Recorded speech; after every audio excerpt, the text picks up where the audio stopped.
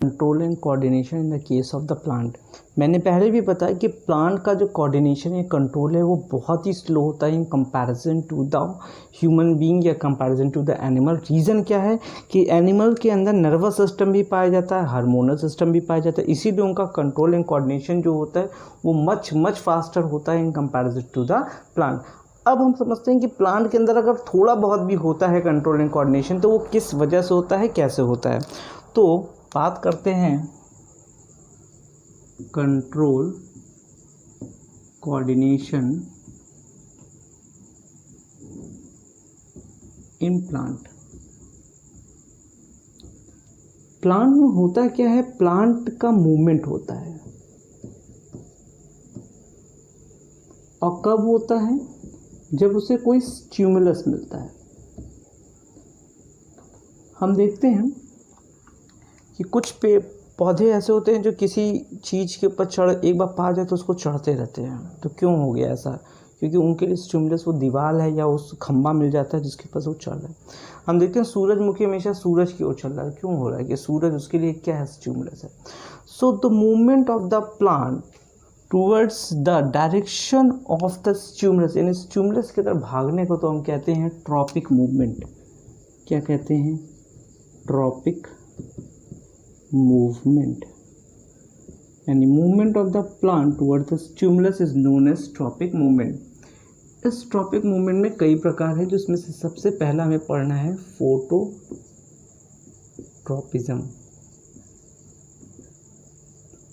Phototropism क्या होता है? सपोज कर लेते हैं कि ये एक प्लांट लगा हुआ है और इस प्लांट को इधर से सूरज की रोशनी मिल रही है। हम नोटिस करेंगे ये सेलोप्टाइल कुछ देर बाद प्लांट की तरफ मूव हो जाएगा, इस तरीके से बेंड हो जाएगा। रीज़न समझते हैं, रीज़न क्या है? ऑक्सिन जो हार्मोन पाया जाता है वो हमेशा ग्रोथ को प्रमोट करता है। वो भी हम आगे समझेंगे प्लांट के कुछ हार्मोन्स के बारे में। और वो हमेशा सूरज की रोशनी के अपोजिट काम करता है। तो जो पहले ऑक्सिन जो था वो पूरे में पाया जा रहा था, यहाँ पर पूरे में पाया जा रहा था। अब जब सूरज की रोशनी पड़ी तो वो पीछे की ओर जाके एक्यूमुलेट हो गया। तो जब ये प्लांट की ग्रोथ को बढ़ा रहा है तो पीछे वाला हिस्सा जल्दी बढ़ेगा क्योंकि वहाँ ऑक्सीजन ज़्यादा हो गया है, आगे वाला हिस्सा कम बढ़ेगा तो यहाँ ऑक्सीजन कम हो गया है। तो ये जो मूवमेंट हो रहा है ये हार्मोन्स की वजह से हो रहा है। स्लो हो रहा है इसलिए दिखता नहीं जल्दी है, लेकिन ये मूवमेंट किसकी वजह से? हार्मोन। तो जब मूवमेंट टूवर्ड्स द स्टिमुलस हो रहा है तो इसे हम कहेंगे पॉजिटिव ट्रॉपिज्म। जो रूट होगा इसका हमेशा उल्टा चलेगा। अगर शूट उधर की ओर भाग रहा है तो रूट क्या होगा? अपोजिट। तो जो अपोजिट होगा उसको कहेंगे नेगेटिव ट्रॉपिज्म। ये बात हो गई फोटोट्रॉपिज्म के बारे में। अब हम लोग बात करते हैं हाइड्रोट्रॉपिज्म के बारे में। हाइड्रोट्रॉपिज्म हम ऐसे समझते हैं कि एक बीकर में हम मिट्टी रख लेते हैं। एक तरफ मिट्टी सूखी है, एक तरफ मिट्टी क्या है? गीली है। और यहाँ पर हम एक बीज डाल दे रहे हैं। हम देखेंगे जो इसका रूट होगा ऑटोमेटिक वो किधर की ओर भागेगा? जिधर मिट्टी क्या है? गीली है। तो मिट्टी का जो पानी है यहाँ पर वो एक्ट कर रहा है। यहाँ लाइट के स्टिमुलस था तो लाइट के हिसाब से भाग रहा था, यहाँ पानी के हिसाब से है तो हाइड्रोट्रॉपिज्म। तो रूट इधर भाग रहा है तो शूट इधर भागेगा। तो शूट नेगेटिव ट्रॉपिज्म दे रहा है, रूट क्या देगा? पॉजिटिव ट्रॉपिज्म देगा। अगला समझते हैं जियोट्रॉपिज्म। जियो मतलब ग्रेविटी। एक प्लांट था, वो गिर गया, गमला गिर गया। तो अब ग्रेविटी से क्या होगा? उसका रूट नीचे की ओर जाएगा क्योंकि वो चाहेगा ग्रो करने, नीचे जाएगा। और रूट नीचे जाएगा तो स्टेम क्या होगा? ऊपर की ओर जाएगा। तो स्टेम ऊपर तक, रूट नीचे तक, यानी जियोट्रॉपिज्म यहाँ पॉजिटिव है, ये ऊपर की ओर जा रहा है। यहाँ जो जियोट्रॉपिज्म हो रहा है वो क्या हो रहा है? नेगेटिव हो रहा है। नेक्स्ट और लास्ट क्या होता है? कीमोट्रॉपिज्म।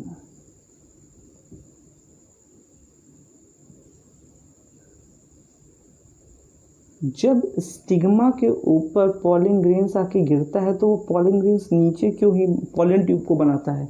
क्योंकि वो केमिकल जो होता है वो नीचे की ओर और केमिकल की ओर भाग रहा है। तो जब केमिकल जो होगा वो स्टिमुलस हो जाएगा तो उसे हम क्या कहेंगे? कीमोट्रॉपिज्म।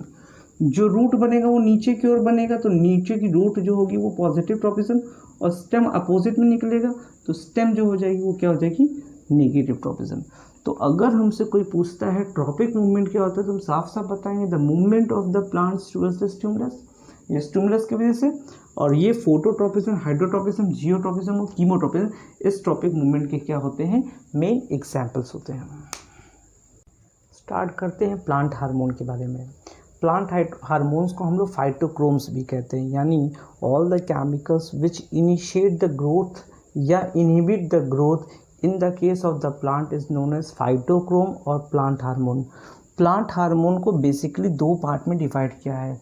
कुछ होते हैं जो प्लांट की ग्रोथ को प्रमोट करने वाले हार्मोन्स होते हैं, कुछ होते हैं जो प्लांट की ग्रोथ को रोकने यानी इनहिबिट, ग्रोथ का मतलब कभी ये मत समझिएगा कि हाइट को रोक दें या हाइट को कम कर दें। यहाँ पर मकसद होता है कि प्लांट के लिए जो फ़ायदेमंद हैं वो प्लांट ग्रोथ प्रमोटर हार्मोन है, जो प्लांट के लिए नुकसानदायक हार्मोन है उन्हें प्लांट ग्रोथ इनहिबिटर हार्मोन कहते हैं। यानी प्लांट के हार्मोन दो तरीके हैं, एक ग्रोथ हार्मोन है और एक इनहिबिटर हार्मोन है। प्लांट ग्रोथ प्रमोटर जो होते हैं वो कौन कौन से होते हैं, उसमें हम लोग लेते हैं ऑक्सिन, जिबरेलिन एंड साइटोकाइनिन। याद रखेंगे तीन मेन प्लांट ग्रोथ प्रमोटर कौन कौन से होंगे, ऑक्सिन, जिबरेलिन, साइटोकाइनिन। सबसे पहले हम बात करते हैं ऑक्सिन। क्यों हम कह सकते हैं कि ऑक्सिन जो होता है वो एक प्लांट ग्रोथ प्रमोटर है। सबसे पहले प्लांट ऑक्सिन का जो फंक्शन है प्लांट के अंदर वो है एपिकल डोमिनेंसी। डोरमेंसी नहीं बोल रहा हूँ मैं, डोमिनेंसी यानी डोमिनेंट है। कोई भी प्लांट अपने टिप से बहुत तेज़ी से बढ़ता है, वो इसलिए बढ़ता है क्योंकि उसके पास क्या पाया जाता है, ऑक्सिन। टिप पे पाया जाता है ऑक्सिन। तो एपिकल वाला जब डोमिनेंट, इधर उधर से उतनी तेज़ी से नहीं ग्रोथ होने वाली, यानी लैटरल ग्रोथ उतनी तेज नहीं है, एपिकल ग्रोथ बहुत तेज है। तो किसकी वजह से हो रहा है, ऑक्सिन। तो कह रहा है ना एपिकल वाला जो पोर्शन है वो क्या होता है, डोमिनेंट है, यानी एपिकल डोमिनेंसी जो होती है वो कौन क्रिएट करता है, ऑक्सिन। दूसरा, इनिशिएशन ऑफ द रूट, यानी रूट का नीचे से बढ़ना, जैसे यहाँ से ऊपर बढ़ना वैसे रूट नीचे से बढ़ रहा है, तो इनिशिएशन ऑफ रूट कौन कर रहा है, auxin. Initiation of inhibition of abscission, पत्ती झड़ जाती है भैया, फल गिर जाता है, तो ये प्लांट के लिए नुकसानदायक है। उसको रोकने के लिए क्या है, ऑक्सिन इनहिबिट करता है एब्सिशन। एब्सिशन मतलब झड़ना, पत्ती झड़ जाए या फूल गिर जाए या हम कह सकते हैं फल गिर जाए, तो वो चीज़ को रोकता है कौन, ऑक्सिन। सेल इलॉन्गेशन, जो ग्रोथ हो रही है वो सेल डिवीजन से नहीं हो रही है, सेल लंबा हो रही है, यानी सेल इलॉन्गेट हो रही है, ना कि सेल की संख्या नहीं बढ़ रही, सेल बड़ी हो रही है। तो ऑक्सिन क्या करता है, सेल इलॉन्गेशन में मदद करता है। ढेर सारा फ्लावर आना, फ्लावरिंग भी प्रमोट करने का काम किसका है, ऑक्सिन का।